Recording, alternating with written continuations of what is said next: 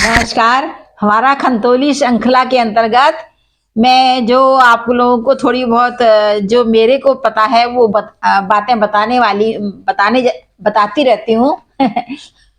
तो उसी कड़ी के अंतर्गत आगे की तरफ मैं थोड़ा सा आगे बढ़ती हूँ। तो मैंने आपको जैसे बताया था कि खंतोली गांव के वीरता का परिचय कैसे, फौज में बहुत लोग हैं, सभी क्षेत्रों में हैं, और इसके अलावा यहाँ ये लोग बहुत अच्छे रसोइये होते थे, पशुपालक होते, और थोड़ा बहुत कृषि कार्य और पुरोहित का कार्य भी ये लोग बहुत अच्छे से करते थे। तो यहाँ पर जब शुरुआत में ऐसा माना जाता है कि जातियां उपजातियों में विभाजित थी और सभी लोग मैं बड़ा के चक्कर में पड़े रहते थे। अतः खंतोली के पंथों की सर्व मान्यता पर प्रश्न चिन्ह लगाने वाली कोई कौम नहीं थी, किंतु जो खंतोली के जो पंथ थे उनकी सर्व मान्यता पर कोई भी प्रश्न चिन्ह नहीं था, किंतु बहुत से और जातियां उपजातियां प्रजातियां यहाँ पर रहती थी। ठाकुर भी थे और शिल्पकार भी थे और ब्राह्मण भी थे और बहुत से। तो उसमें सभी में हम जो खंतोली के जो हमारे खंतोली में जो पंथ थे उनकी मान्यता बहुत अधिक थी, ऐसा माना जाता है। मैं अपनी तरफ से नहीं कह रही, मैंने कहीं पढ़ा था, मैंने लोगों से पूछा था, उसके आधार पर मैं बता रही हूँ।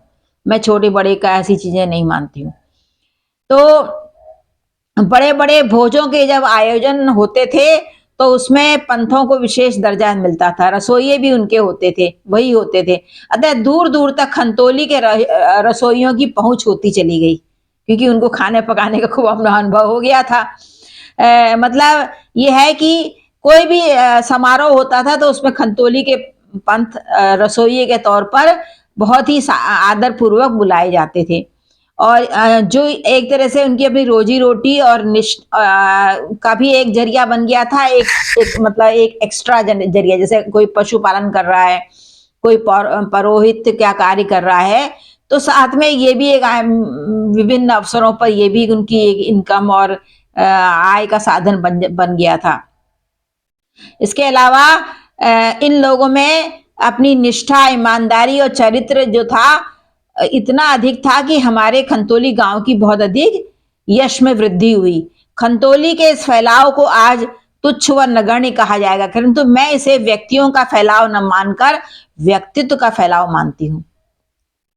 मतलब हम वैसे नहीं है, व्यक्तित्व इस तरह के थे कि वो मान्यता प्राप्त करते चले गए। नाम के फैलाव के लिए आज व्यक्ति, कारखाने, देश, उत्पाद आदि कितना पैसा खर्च करते हैं।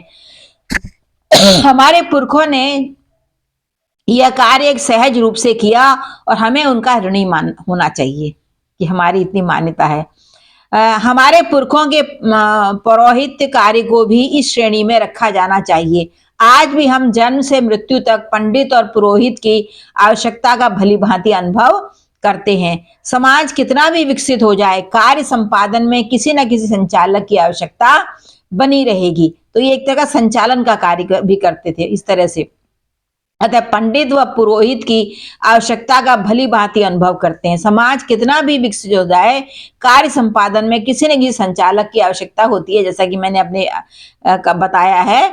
अतः पंडित व पुरोहित की मान्यता थी, सभी धर्मों में इसको स्थान मिला है। ऐसे महान कार्य से जुड़कर हमारे पुरखों ने हमें आज धन्य होने का अवसर दिया है। वर्ष 1920 से 1950 तक का समय खंतोली के चरम उत्कर्ष का रहा है। शिक्षा, ग्राम सुधार, नारी जागृति, वनों की रक्षा, आजादी की लड़ाई में हिस्सेदारी आदि ने हमें देश के साथ जोड़ दिया। कुछ नया करना, कुछ चमत्कार करना हमारी विशेषता बनी। हमारे आसपास के ग्रामवासी इसे कुमाऊनी भाषा में पंती चाल कहने लगे। नया करने अथवा चमत्कार दिखाने से पूर्व सोच का होना आवश्यक होता है, ऐसे ही कोई नहीं उसमें कूद जाता। यह युग इसी सोच का धनी था। कांडा के हाई स्कूल बनाया गया, सानी उडियार में सहकारी समिति बनी, खंतोली में प्राइमरी पाठशाला बनी, कांडा में सरकारी अस्पताल प्रारंभ हुआ।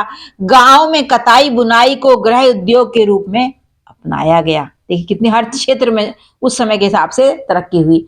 एक पठित महिला ने महिलाओं के लिए रात्रि पाठशाला भी चलाई। ये एक बहुत मायने रखता है, ऐतिहासिक कदम था। श्रमदान के रास्ते बने, धारे नौलों की सफाई हुई, एक पंचायत घर का निर्माण हुआ, रामलीला का अति श्रद्धा व उत्साह से मंचन हुआ, गांव में पोस्ट ऑफिस खुला। देखिए कितना तरक्की हो रही है। गांव के 9 लोगों ने आजादी के लिए कारावास की सजा भी भुगती है, ये आप ध्यान रखिएगा। इन सारे क्रियाकलापों की जन्म स्थली थी कृष्णानंद जी की दुकान और वहीं पर लोग इकट्ठे होते, योजनाएं बनती, वहीं गांव के झगड़े सुलझाए जाते, वहीं से चेतावनियां दी जाती थी कि आगे क्या करना है क्या नहीं करना है। व्यक्तित्व के धनी थे कृष्णानंद जी, निसंतान थे, परंतु हम सभी अपने को ही उनकी संतान मानते हैं, सभी उनको अपने पुरखों अपने पिता स्वरूप मानते थे। हर स्त्री पुरुष बालक और वृद्ध से वे हंसकर बात करते थे, वे सबके अपने थे। इस अपनत्व में उनका अल्प व्यंग संकेत आदमी को पानी पानी कर देता था। मतलब कभी कभी ऐसी चुटीली भाषा में चुटीले व्यंग करते थे जो कि एक विवेकपूर्ण व्यक्ति ही कर सकता है, मतलब बगैर किसी का दिल दुखाए। जो समझदार है वो समझ जाता, समझदार को इशारा काफी, ये उनकी एक विशेषता थी। और होली में साड़ी पहनकर नाचना इन्होंने मृत्यु पर्यंत निभाया। मतलब ये इनके व्यक्तित्व के बारे में बता रही हूं। गांव के बाहर नौकरी करने वाले व्यक्ति के परिवार की देखरेख की जिम्मेदारी भी ले लेते थे कि देखो बाहर गया है, इसके बच्चे यहाँ हैं, इनको कोई कष्ट न हो। हर ग्रामवासी को इतना स्नेह देना एक विलक्षण गुण था। उनकी मृत्यु पर पूरी खंतोली रो उठी थी। ऐसा विराट व्यक्तित्व को मेरा शत शत नमन है। ऐसे बहुत से व्यक्तित्व हमारे खंतोली में, जैसे जीवानंद पंत थे, एक बहुत ही विद्वान, और मतलब उन्होंने 5 बार कैलाश की यात्रा की। उनका भी नाम बहुत ही श्रद्धा पूर्वक लिया जाता है।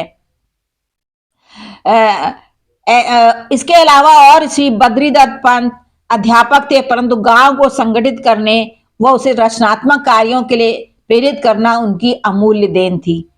उनके लिए रविवार का दिन गांव के लिए समर्पित रहता था। छोटे बच्चे व छात्रों की टोली का वे नेतृत्व करते, पूरे गांव का भ्रमण करते और स्वच्छता, मार्ग निर्माण, बिच्छू झाड़ी काटने का कार्य होता था उस दिन। वो रखते थे जिससे किसी को कोई कष्ट न हो।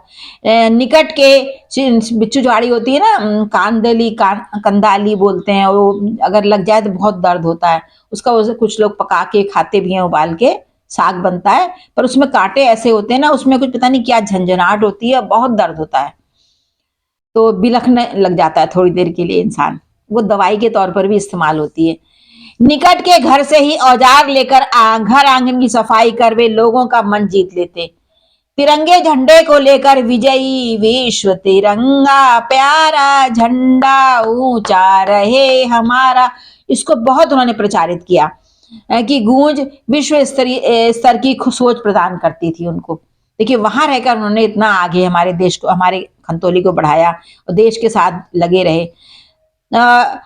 इसके अलावा श्री नारायण दत्त पंत स्वतंत्रता संग्राम सेनानी और भी बहुत से जो स्वतंत्रता संग्राम सेनानी उनसे मिलते थे और उनकी योजनाओं को लोगों को इस तरह से बताते थे कि कोई लीकेज भी ना हो और लोगों में उत्साह भरे, वो भी इस ओर जुड़े। तो ऐसे ऐसे व्यक्तित्व हमारे खंतोली में हुए हैं और गांव में भी हुए होंगे, पर जिनका मुझे पता है वही तो मैं बताऊंगी ना। तो इसलिए आप लोग इसको पढ़िए, इसको समझिए। अगर मैंने कहीं कुछ गलत बताया है तो उसको भी मुझे बताइए और कृपा करके मेरे को वही पुरानी बात, वही पुराना निवेदन कि लाइक डिसलाइक जो चाहे करें, पूरा वीडियो देखें और सब्सक्राइब भी कर दें। नमस्कार।